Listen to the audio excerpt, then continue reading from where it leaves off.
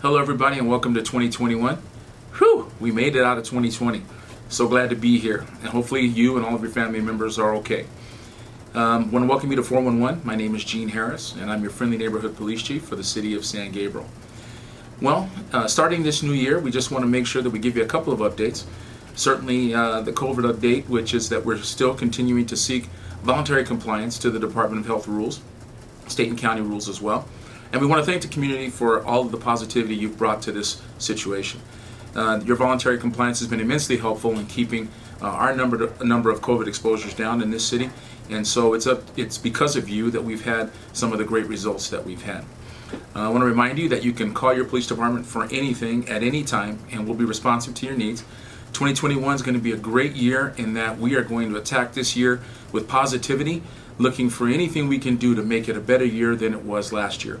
That should always be the hope, but specifically this year. So we want to make sure we make ourselves available, remind people that we are here to provide for the public safety and quality of life that you are accustomed to, and we'll continue to do that through this 2021 season.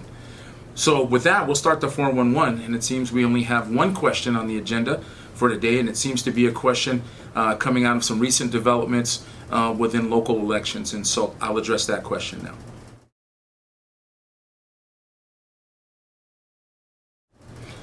First of all, we're all aware that we had some elections and a new DA was elected, DA George Gascon, and he has made some changes in the DA's office that I want to make sure to remind people are simply policy changes within the DA's office.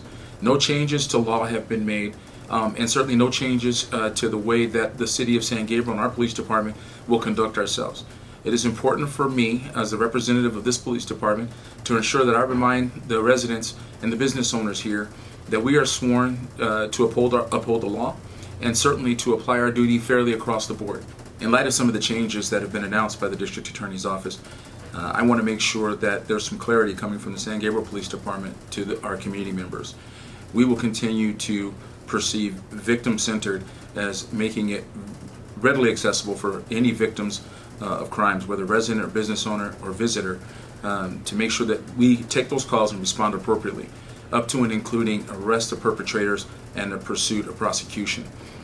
What happens after that may not be in our purview, but up to that point we will make sure that we are enforcing the law and ensuring that we are providing the level of public safety that this community has become accustomed to. We will not be changing our approach to recalls for service, and if arrest is required, we will make those arrests and allow those chips to fall where they may down the line. But here we will definitely make sure we are addressing community concerns.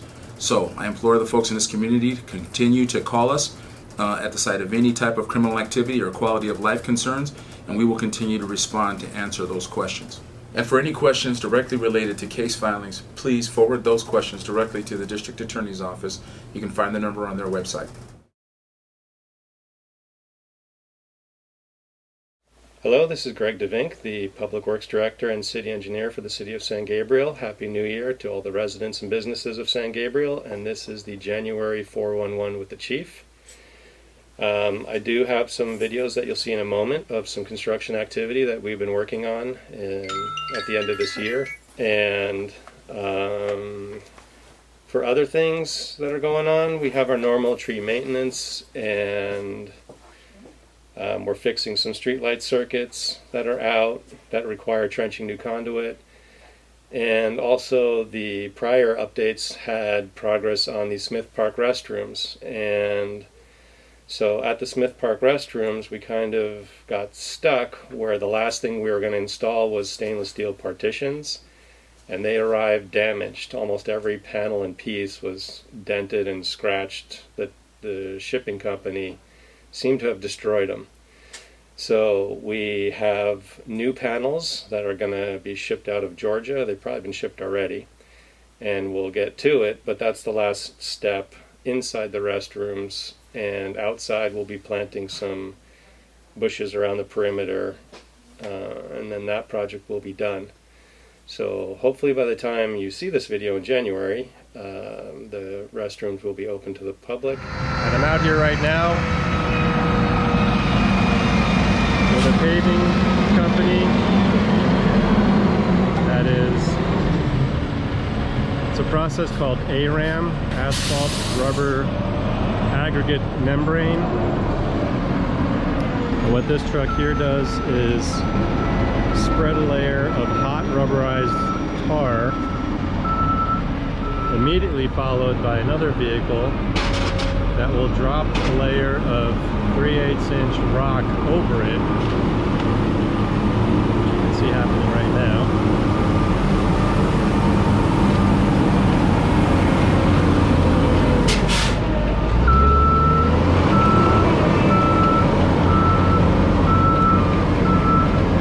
Immediately following the gravel,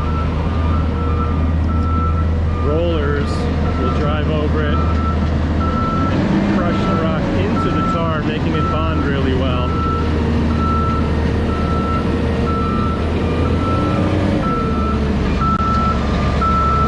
And it's all done very hot. Even the aggregate in this dump truck is already heated.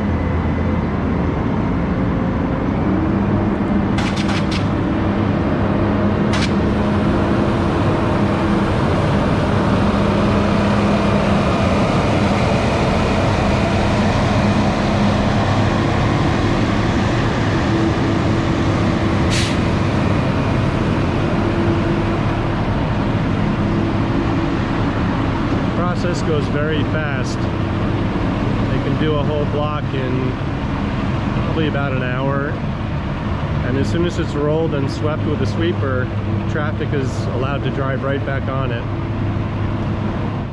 And right now I am on the roof of the police department's carport, and we are re-roofing it. It's very long and rotting. We're giving new powered vents here. You can see rotten spots are marked out with paint so they don't fall through. But we'll be putting a new fascia on it and a new layer of paper and a new torch down roof. But it's rotting and was leaking inside. And that is one of the projects we'll have done in December. We have a rough material estimate for us of about $4,000 to $5,000, and we got an estimate from a roofing company of, I think, $42,000. So again, we're doing what we can.